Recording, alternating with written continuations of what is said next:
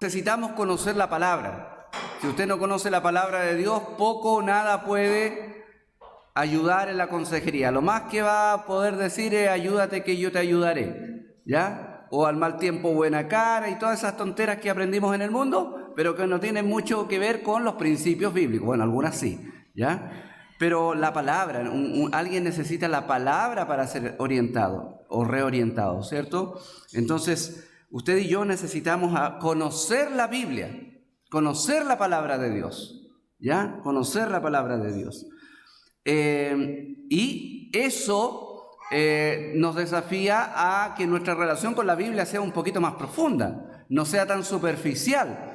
No sea un asunto de cumplir un plan de lectura bíblica solamente o de leer un pancito de vida. No, tengo que sumergirme, ¿ya? Lograr ver la Biblia en HD, ¿ya? No ahí difusamente pixeleados a veces están las cosas de la Biblia para nuestro entendimiento. No, la Biblia es la fuente de nuestro conocimiento y entendimiento del mundo. Nuestra cosmovisión de la vida debe ser bíblica. Si usted no tiene una cosmovisión bíblica, lamentablemente usted está teniendo una cosmovisión mundana, pero alguna cosmovisión tiene que tener en la vida, ¿ya? Usted la vida la ve desde el punto de vista del mundo, si es que no la está viendo desde el punto de vista bíblico. Es una u otra, usted no puede estar al medio, usted no puede ser neutral, ¿ya? O está viendo la vida como el mundo la ve, o está viendo la vida como la palabra del Señor la ve. Por eso la necesidad de conocer la palabra. Pero en este conocimiento de la palabra, la prioridad, la necesidad más grande es conocer a Dios, que conozcamos a Dios. Y ese Dios que se revela en la Biblia es necesario conocerlo porque justamente Él es nuestro referente principal. Vivimos para su gloria, vivimos para agradarle a Él. Entonces es nuestro referente principal, conocer a Dios. Sus atributos, su naturaleza, su carácter, todo lo que es, todo lo que no es. Ya es muy interesante conocer a Dios por lo que no es. Ya una manera muy interesante de abordar el conocimiento de Dios. Por ejemplo, Dios es inmutable, que no cambia. ¿Ya? Dios es invisible, que no se puede ver. ¿Ya? Dios es inmortal, que no muere. ¿Ya? Ok. Pero también nosotros necesitamos, a través de los lentes de la Biblia, conocer al hombre. Conocer a Dios, pero también conocer al hombre. Si conocemos a Dios, pero no conocemos al hombre, no vamos a saber cómo funciona el ser humano. El ser humano funciona en virtud de cómo Dios nos creó, cómo Dios nos hizo, ¿ya? Y eso hay que sumarle nuestro estado caído, que por nuestro estado caído, por nuestro pecado, funcionamos mal. ¿Ya? Funcionamos como Dios nos diseñó, pero funcionamos mal. Funcionamos en virtud de nuestros propios intereses.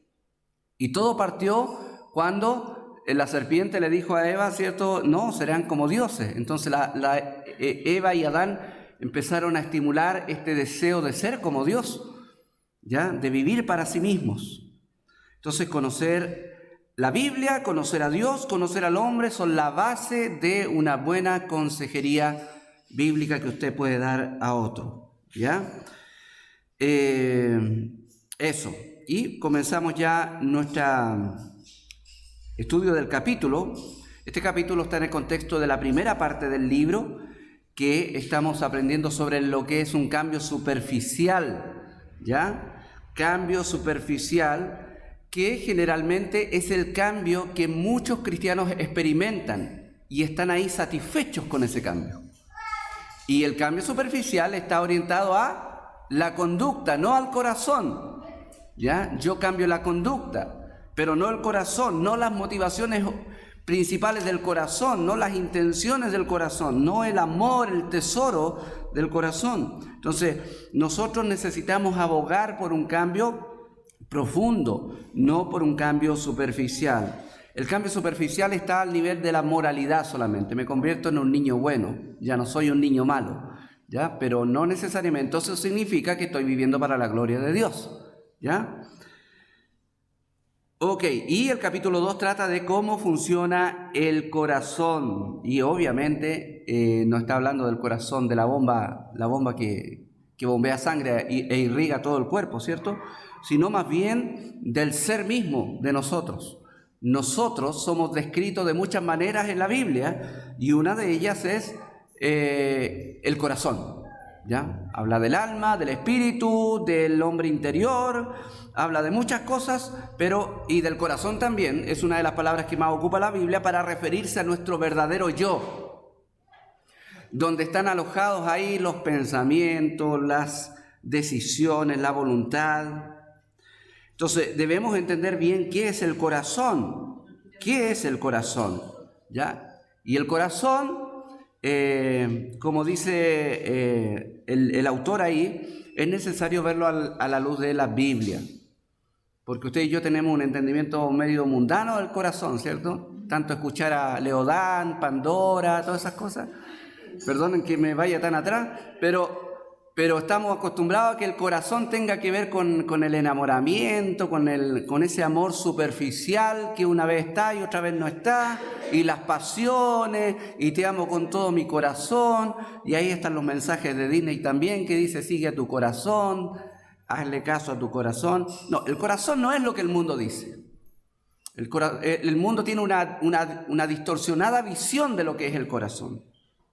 Lo que realmente es el corazón es lo que la Biblia dice que es el corazón, y la Biblia de alguna manera relaciona el corazón con nuestras decisiones, con nuestros pensamientos, con nuestras emociones, con todo lo que somos. ¿Entienden? Cuando habla ahí en los proverbios, por ejemplo, de aquel hombre rico que invita al otro a comer un banquete, cuando dice pon cuchillo a tu garganta cuando te invite ese señor, porque te invitó pero su corazón no está contigo. Y dice, porque tal cual es su corazón, así es él. Y así somos. ¿Entienden? Entonces todo responde a ese tipo de cosas. Nuestras acciones externas entonces están determinadas por nuestros deseos internos. ¿Ya? Por nuestros deseos internos. Entonces nosotros, ¿cierto? Muchas veces actuamos, pero no entendemos por qué actuamos así. Y el gran problema que sucede ahí es que nosotros cuando tratamos de atender ese problema, lo atendemos al nivel de la conducta solamente, pero no del corazón. Por eso no hay cambios profundos. Por eso lo único que hay cambios superficiales que, dicho sea de paso, duran un tiempecito nomás. Pero no hay cambios profundos. El lugar donde habita nuestro deseo más profundo es lo que llamamos nosotros corazón. De la abundancia del corazón, dijo Cristo, habla la boca. Y como comentábamos con algunos en la semana, ¿cierto? Si una persona habla todo el día de fútbol, adivine lo que hay en su corazón, ¿cierto? Una pelota de fútbol, ¿ya? Y si una persona habla todo el día de juego, de Roblox y todo eso, adivine lo que hay en su corazón. Y si habla todo el día de la teleserie, eso hay en su corazón. O sea, lo que hay en el corazón verdaderamente se manifiesta en lo que somos, en lo que hablamos, en lo que escogemos comprar o no comprar, en lo que escogemos hacer a la hora de estar o no en la iglesia, por ejemplo, o de comprometerme o no comprometerme con cierta cosa. Todo está ahí en el corazón. En nuestro corazón residen no solo las emociones, como dijimos, sino también los pensamientos y también, ojo, las decisiones. Con razón, el Salomón dice que del corazón fluye la vida, brota la vida, de ahí nace todo, ¿ya? De ahí nace todo. El corazón es el lugar donde se completa aquella frase quiero, ¿qué es lo que quiero verdaderamente en la vida? ¿Ya? ¿Qué es lo que quiero en la vida? Yo cuando chico quería ser chofer de ambulancia o de carro de bomba incluso. ¿Por qué? Porque quería sentir esa sensación de ir a toda velocidad, por ejemplo, por la carretera, y eso me hacía como sentirme, ¡wow!, qué maravilloso, ¿ya? Entonces, esa sensación me hacía querer, anhelar eso, ¿ya? Y uno cuando va creciendo anhela muchas cosas, ¿cierto? Uno quiere casarse, uno anhela tener un buen trabajo, anhela estudiar, quiere hacer esto, tantas cosas que queremos todos los días, ¿ya?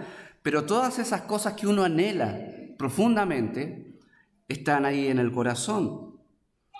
El corazón es el lugar donde se encuentra lo que realmente amo. ¿Se acuerdan del joven rico, cierto? Ahí está uno de los buenos ejemplos.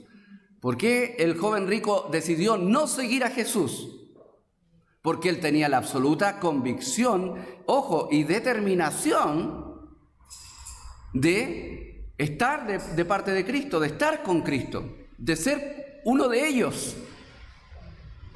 Pero Cristo le plantea el desafío que necesita él seguirlo, y para seguirlo necesita él dejar todo, renunciar a todo, ¿ya? Y obviamente hemos explicado muchas veces que literalmente Cristo no esperaba o no estaba diciendo esencialmente que todo seguidor de Cristo debe abandonar todo lo que tiene, ¿ya? Lo que está hablando Cristo cuando dice el que no renuncia a todo lo que posee, el que no aborrece aún su propia vida y el que no está dispuesto incluso a morir a sus propios intereses, no puede ser mi discípulo, está diciendo que el discipulado, el seguir a Cristo, implica que Cristo va a ser el tesoro más apreciado de tu corazón, no otra cosa. Ese es el llamado. Bueno, Juan Calvino dijo en una oportunidad, el corazón del ser humano es una fábrica de ídolos, y tiene mucha razón. Su corazón, mi corazón, todos los días está fabricando ídolos, todos los días está fraguando a quién servir, ¿ya? ¿Por qué? ¿Por qué esto es así? ¡Qué pecador! Bueno, sí, es pecaminoso esto, pero no olvide que todo esto responde a un diseño original. Dios nos creó con la inclinación a la adoración, porque Él nos creó para su gloria, para adorarlo a Él. Pero como el hombre cayó en pecado, el ser humano cayó en pecado y todos nosotros estamos bajo esa desgracia del pecado, nuestro corazón, como no adora a Dios, siempre adora a otra cosa, siempre. Tu trabajo, tu novio, tu novia, tu esposo, tu esposa, tu carrera, tu hobby, siempre estás adorando algo que es más poderoso que Dios en tu mente, en tu corazón, ¿ya? Da una mayor influencia a tu corazón. Tu propio placer, tu propia comodidad. Por eso a veces no venimos a la iglesia porque me quedo en la cama, ¿cierto? Ahí, mi Dios es la comodidad, en vez de que nuestro reposo sea Cristo. ¿Entiendes? Entonces, estamos siempre ahí haciendo ídolos. ¿Vieron algunos vieron este esquema? Que es un ejemplo, ¿cierto?, de lo que es la conducta y la intención del corazón, o la motivación del corazón. Siempre está esta figura del iceberg por una razón, porque el iceberg tiene una particularidad muy importante. Que el iceberg, cuando usted ve un iceberg, puede verlo muy grande, pero lo que se ve es mucho más pequeño de lo que realmente es. Por debajo del agua es mucho más grande, muchísimo más grande de lo que se ve por arriba. ¿Me entiende? Y el iceberg en esta metáfora simboliza las conductas, las acciones, lo que nosotros hacemos, decimos, pero lo que hay abajo del agua representa nuestras motivaciones reales, nuestros intereses reales, nuestros anhelos reales, nuestras intenciones verdaderas, ¿ya? Por ejemplo, había un ejemplo, ¿cierto?, de esta persona que amaba el fútbol y después decidió asistir a la reunión de oración porque tanto que lo cateteó el pastor, los pastores son catetes a veces, ¿ya? Y fue. Entonces muchos podrían decir, qué buena decisión tomó, me alegro, hermano, que usted vino a la reunión de oración y no vio ese partido mundano de la final de la Copa. No, bueno, tal vez asistió a la reunión, pero ¿cuál fue su intención? ¿Cuál fue la intención de su corazón? ¿Ya? Esta persona no iba a asistir a la reunión porque se ama a sí mismo, ¿cierto? Pero luego decidió ir a la reunión, ¿pero por qué? Para que los demás no hablaran mal de él, ¿cierto? Entonces, porque se ama a sí mismo. Él cambió su conducta, él cambió lo que hizo. Y todos nos habríamos maravillado de decir, oh, qué bueno, hermano. ¿Pero cambió su corazón? No. Ese es el problema nuestro, que nosotros siempre ponemos nuestra atención en la vida cristiana, en la conducta, en lo que hacemos, y quedamos satisfechos, contentos. Qué bueno que vinieron, hermanos. Pero ¿por qué vinimos? ¿Por qué estamos aquí? ¿Por qué vinimos a escuchar la clase? ¿Por qué queremos escuchar un sermón? ¿Por qué queremos conversar con los hermanos, verlos? ¿Por qué es penoso que no vengan algunos hermanos por ABC motivo? ¿Por qué? Entonces debemos revisar nuestras intenciones, nuestros intereses, nuestros anhelos. Entonces, esto demuestra, tal como el Sermón del Monte lo dice, que uno puede llegar a vivir una vida cristiana visualmente súper bien, pero en el corazón súper mal. Y ahí toma sentido lo que tanto el profeta Isaías como Cristo lo repitió, dice, este pueblo de labios me honra. Sin embargo, ¿qué dice? Su corazón, la esencia donde está lo que más ama, está lejos de mí. Lejos de mí. Entonces, esa es una buena pregunta que podemos hacernos nosotros mismos. ¿Cuán lejos está mi corazón de Dios? ¿Ya? ¿Cuán lejos está mi corazón de Dios? ¿Se acuerdan del fariseo y el publicano? ¿La parábola esa? Cuando Cristo dice, había un fariseo, ¿cierto?, que fue ahí a orar. ¿Y qué dice? Y oraba consigo mismo. ¿Y por qué oraba consigo mismo? Porque no podía hacer nada más, pues. Porque en su corazón primero estaba yo, después yo, segundo yo, tercero yo. Todo giraba en torno a él. Y qué maravilloso que soy, te doy gracias, Dios, porque no soy como los demás, ni como este, y hago esto, ¡wow! Deme 10 como eso. Pero cualquiera que se deslumbraba no podía ver el corazón. Por eso es que en una oportunidad los evangelios dice que Cristo no se dejaba impresionar por los demás. ¿Por qué? Porque Él sabía lo que había en su corazón. Nosotros nos impresionamos. Nosotros nos alegramos cuando alguien vemos que está asistiendo fielmente o leyendo fielmente, y es normal porque nosotros no podemos ver el corazón, pues. No podemos escudriñarlo. Ojo, ni siquiera podemos juzgar las intenciones del corazón. ¿Me entiende? Pero tenemos esa plataforma de ver. Ahora, lo que sí la palabra del Señor nos muestra que es posible que en el tiempo nosotros veamos que esos frutos verdaderamente reflejan lo que hay en el corazón. ¿Ya? Porque donde está vuestro tesoro, dijo Cristo, allí también estará vuestro corazón. Donde está tu tesoro, allí va a estar tu corazón. ¿Ya? Tu corazón va a estar en aquello que más ama, en aquello que más valora, en aquello que más valora. Por eso es que siempre el Señor nos pone muchas veces en disyuntiva en tomar una decisión y muchas veces esa decisión está en juego lo que más amo, si es Dios o no. ¿Ya? El corazón es la parte invisible del iceberg, como hemos dicho. ¿Ya? En donde están los anhelos más profundos, donde están nuestros deseos más profundos, donde está lo que verdaderamente amamos.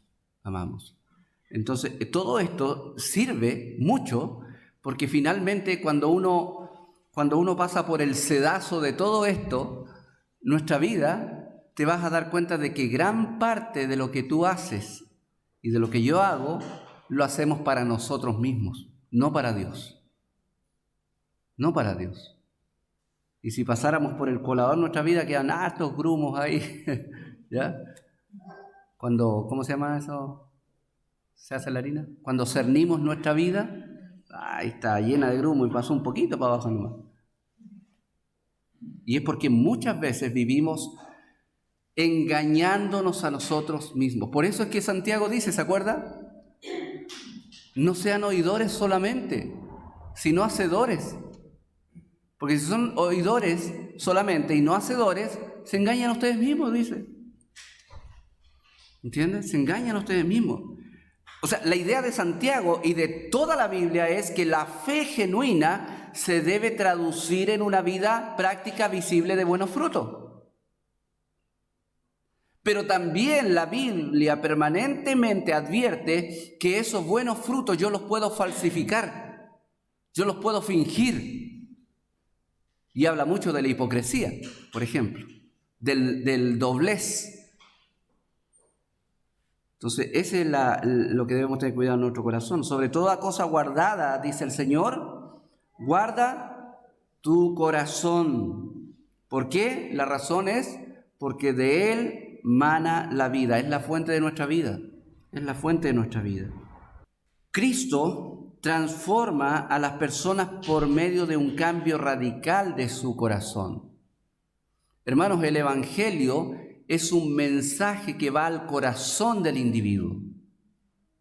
Y cuando Pablo dice, yo no me avergüenzo del Evangelio, porque es poder de Dios para salvación a todo aquel que cree. Esa salvación, esa regeneración, ese cambio radical de alguien como Pablo, por ejemplo, que después de ser perseguidor de la iglesia, era un fiel siervo de Cristo.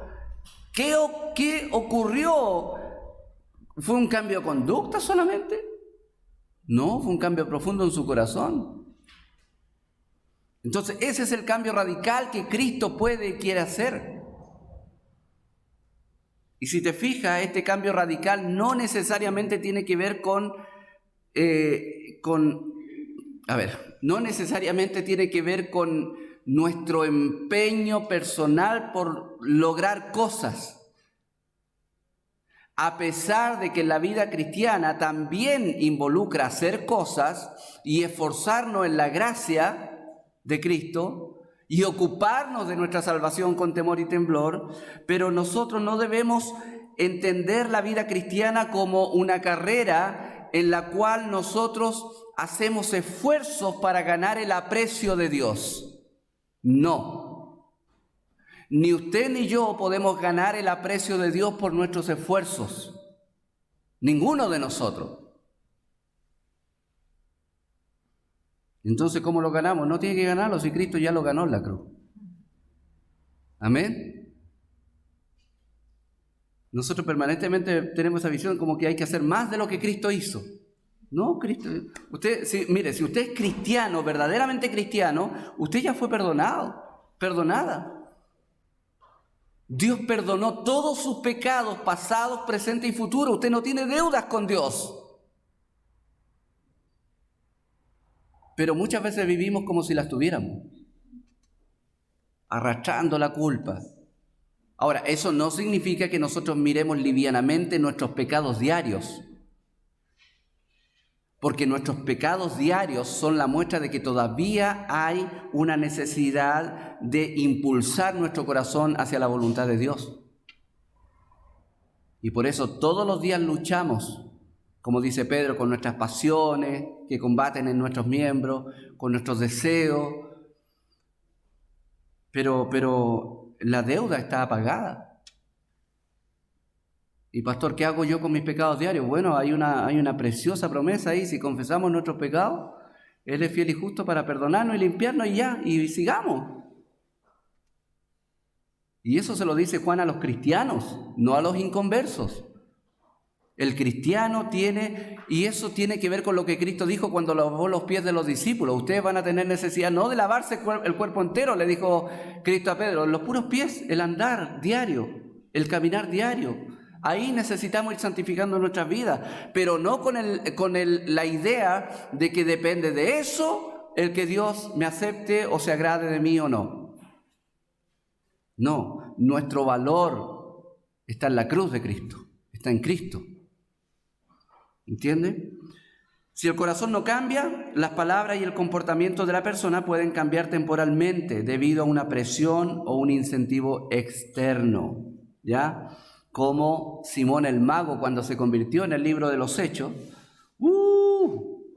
andaba con un fervor hasta que vio a los apóstoles hacer milagros y dar el Espíritu Santo y dijo, yo quiero eso, y intentó comprar el Espíritu Santo. ¿Y qué le dijo Pedro? Perece tú con tu dinero, no tienes ni arte ni parte en esto. En otras palabras, tú no eres un cristiano genuino. Entonces, pero ahí lo ves, lleno de fervor por las cosas de Dios, siguiendo. Pero es un cambio temporal. Es temporal. Es como la semilla que cayó entre los espinos, ¿cierto? Que crece por un poco de tiempo, pero no hay nada entre los pedregales. Pero después viene la prueba y no siguen. Un cambio temporal. El corazón tiene suficiente espacio, esto es interesante.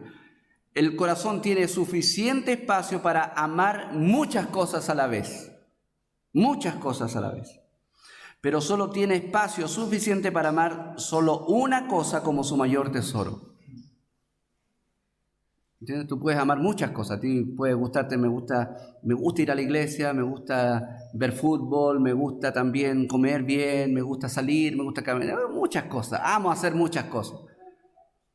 ¿Ya? Pero el corazón está diseñado por Dios para amar una sola cosa por sobre cualquier otra cosa. Y muchas veces ese gran tesoro suele ser uno mismo, suele ser tú mismo. Y eso se nota cuando tú todo lo que haces te das cuenta que lo haces por ti, para tu beneficio, en el fondo para tu gloria. Y eso nos delata, ¿cierto?, como idólatras. Entonces, tú puedes amar muchas cosas, pero solamente puedes amar una sola cosa como lo más apreciado en tu vida.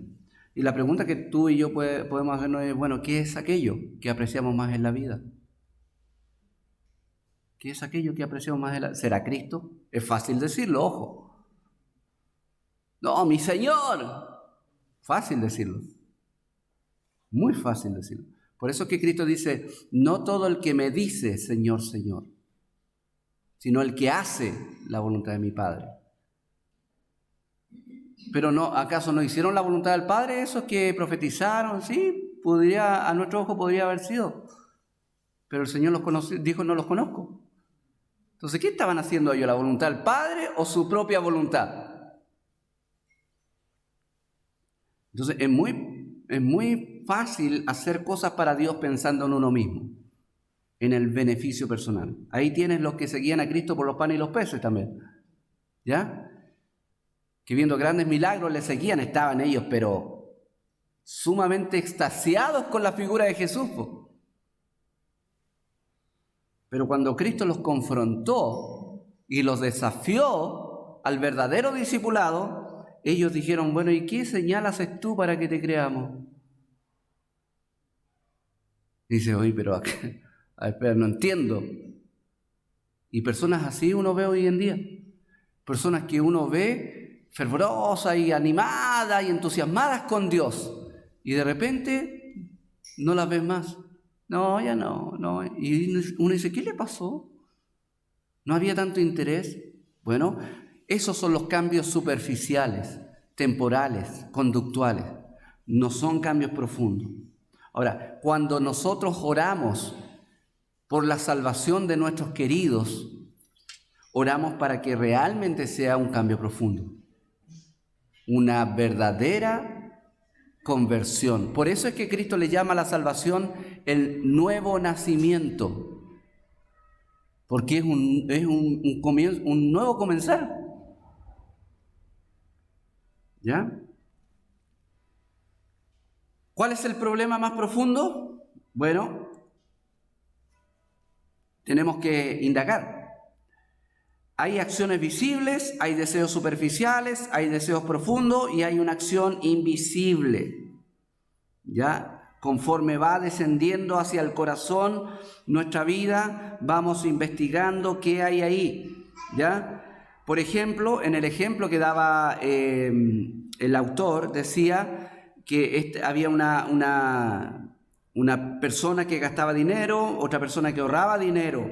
La persona que gasta dinero, ¿cierto? Esa era la acción visible. Y la que ahorra dinero también la acción visible. Entonces ahí la esposa podría decir, no, mi esposo es súper tacaño. Aconséjelo, pastor. ¿Ya? No, mi esposa es botarata, no puede ver el cartel liquidación que entra y Aconséjela, pastor. Y ahí uno va y le dice, no sea tan derrochadora y usted no sea tan tacaña. Entonces siempre estamos aconsejando ahí la conducta, lo que se hace o no se hace. Entonces, no vamos realmente a la profundidad del asunto. O también podemos indagar en el deseo superficial y decimos, claro, ella gasta mucho dinero porque ama el dinero, le gusta esto de tener, ¿ya? Y el otro ahorra porque le gusta también tener, entonces, el amor al dinero. Y uno va, toma ahí 1 Timoteo y dice, no, 2 Timoteo, la raíz de todos los males es el amor al dinero, y uno navega en ese nivel de los deseos superficiales. Y si bien es cierto, el amor al dinero en sí es un pecado que hay que tratar con la Biblia, pero no podemos quedarnos ahí, porque debemos hacer una pregunta: ¿y por qué ama el dinero? ¿Qué es lo que le motiva a amar el dinero? Bueno, en un caso, es cierto, esta mujer que era buena para gastar buscaba aprobación. ¿Se acuerda que era inclinada a la belleza? Entonces gastaba mucho en gimnasio, en todas esas cosas, y porque ella esperaba que al sentirse linda, al sentirse bonita, todos los demás la apreciaran. ¿Ya? Como es el sufrimiento de muchas mujeres cristianas.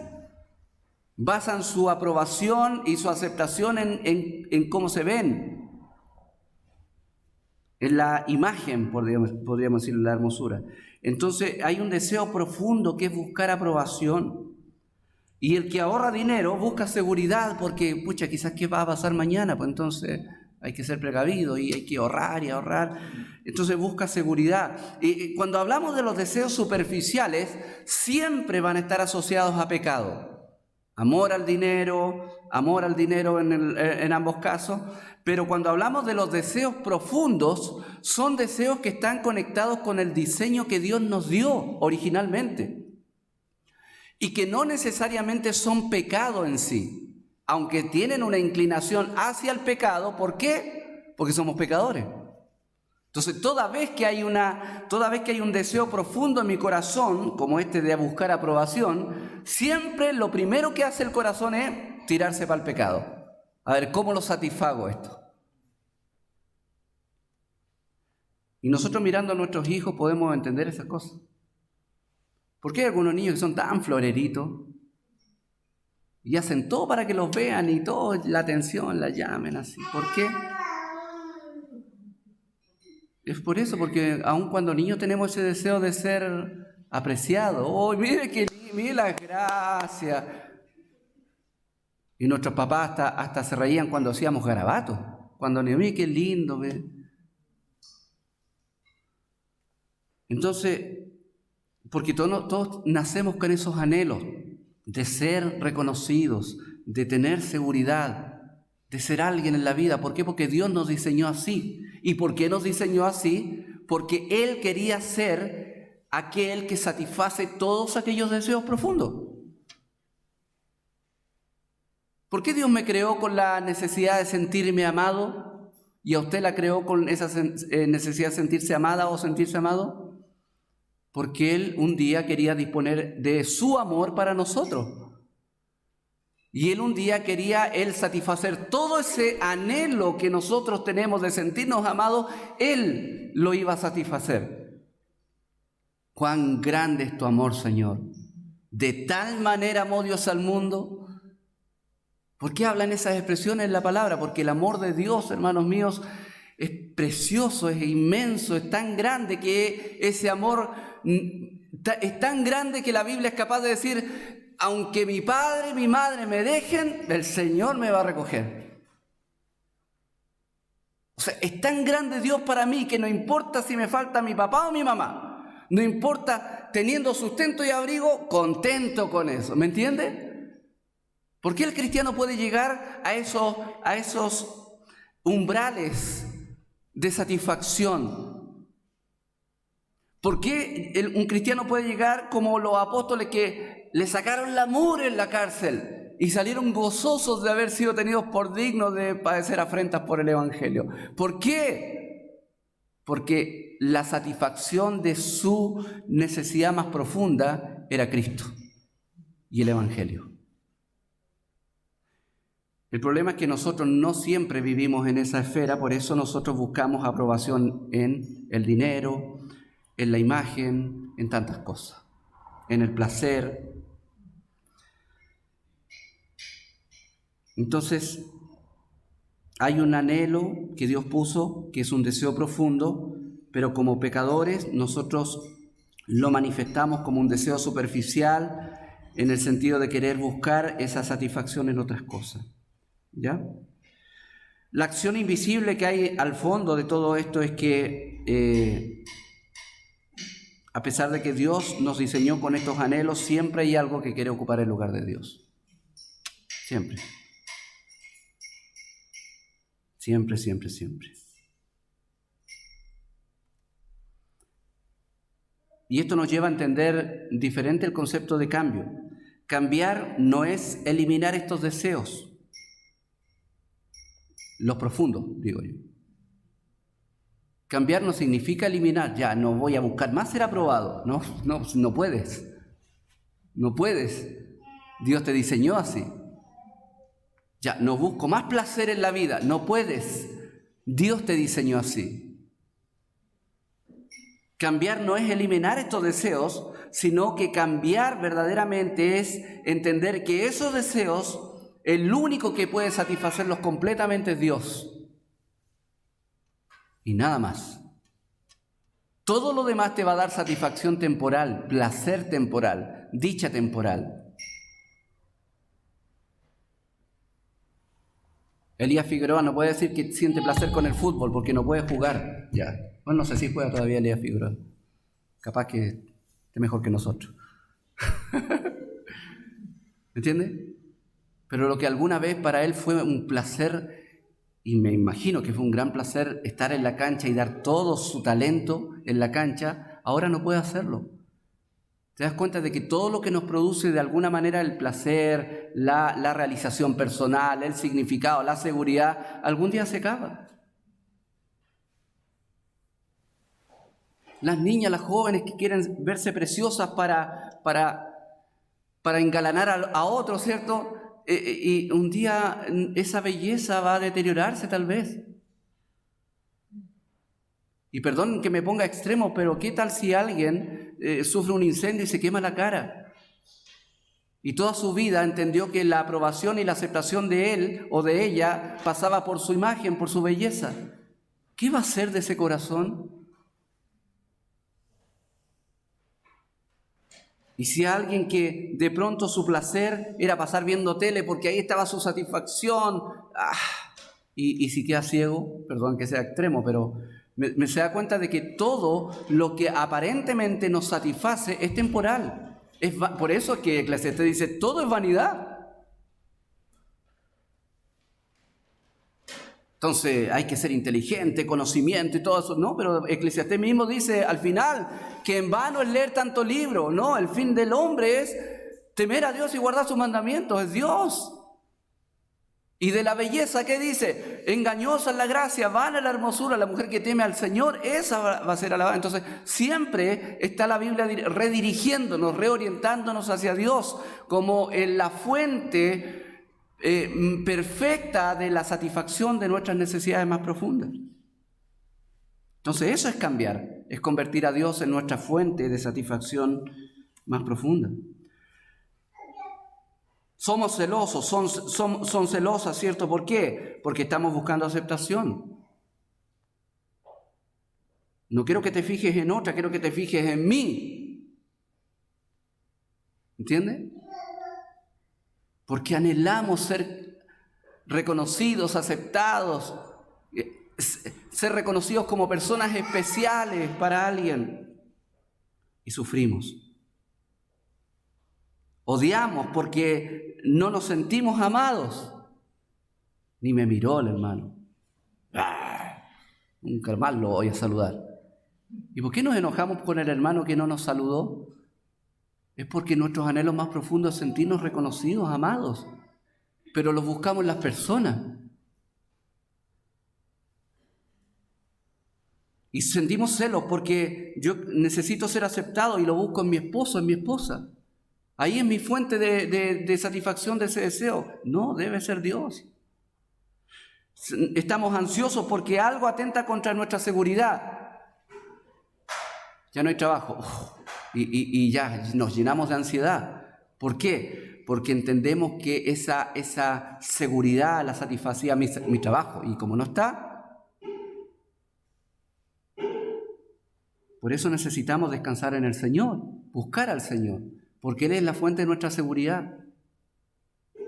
No he visto a justo desamparado ni su descendencia que mendigue pan. El Señor es fiel. Amén. Sentimos envidia, ¿por qué? Porque tenemos necesidad de éxito. Y cuando nos compramos un auto, ¿cierto? 2022 y vemos al hermano que se compró un 2023, y le costó más barato que el nuestro. ¿Por qué? Porque andamos buscando eso en la vida, andamos mendigando en la vida cuando Cristo debe ser nuestra satisfacción. Luchamos con la lujuria, con la inmoralidad. ¿Por qué? Porque anhelamos placer.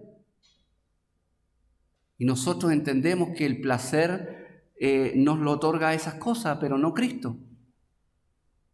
Es más, muchas veces Cristo y Dios nunca se ven como una fuente de placer. Cuando la Biblia dice cosas como, deleítate en Jehová. Bueno, y en definitiva, amo al Dios de las bendiciones y no las bendiciones de Dios. Eso es lo que verdaderamente debe ser la meta mía. Llegar a amar a Dios, la fuente de mi bendición.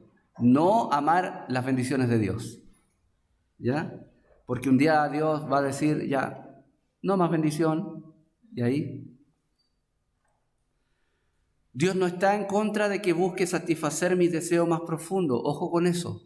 Dios no está en contra de que yo no satisfaga ese anhelo de ser reconocido. No. No.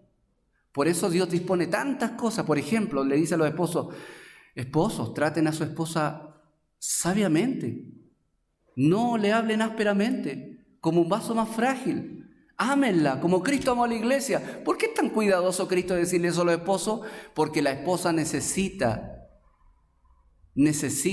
sentir esa seguridad. Y Cristo y Dios nos manda a proveérselas. ¿Me entiende?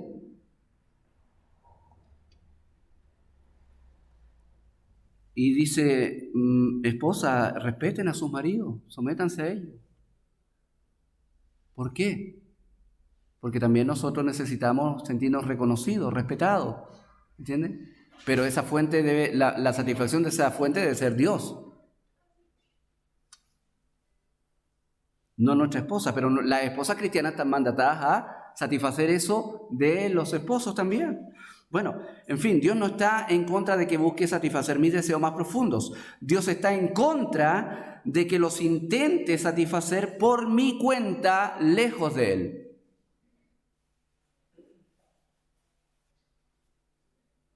No fui a la iglesia, pastor, porque estaba angustiado. Con mayor razón, pues hermano, venga a la iglesia. ¿Se da cuenta que nosotros inmediatamente queremos satisfacer nuestra inseguridad y todo eso en otra cosa lejos de Dios?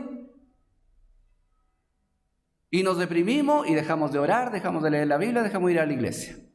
Y que no nos llamen los hermanos. Bloqueado. ¿Por qué ese ánimo a desconectarnos?